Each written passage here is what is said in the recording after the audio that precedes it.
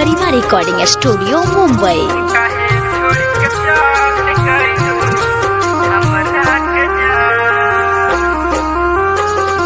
कहे छोड़ के चल गइलू हमरा के जान, कहे छोड़ के चल गइलू हमरा के जान।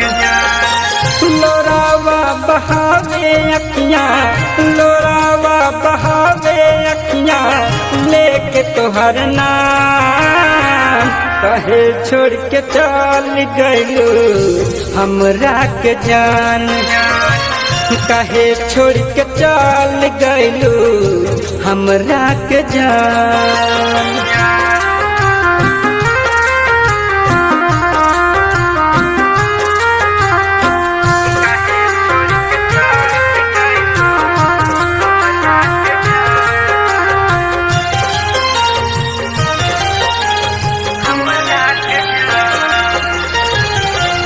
तोहरा सिवाना केहू बाटे सहारा,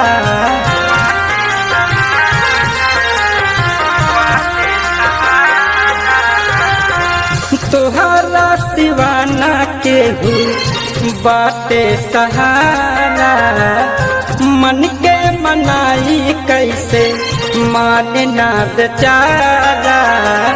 देख गइल जखम दिल में, देख गइल जखम दिल में अटूरल अरमान।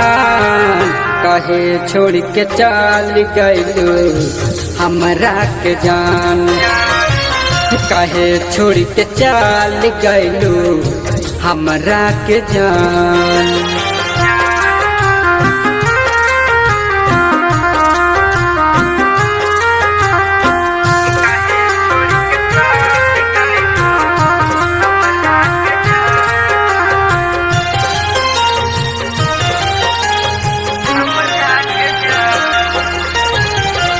कहलू न टूरल जाई पीरतिया के डोर हो,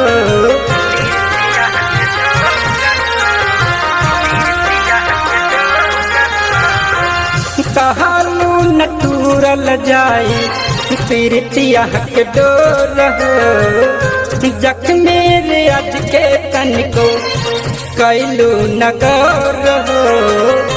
संजित बेदर्दी के बबुल सिंह दीवाना के रखलू नसान।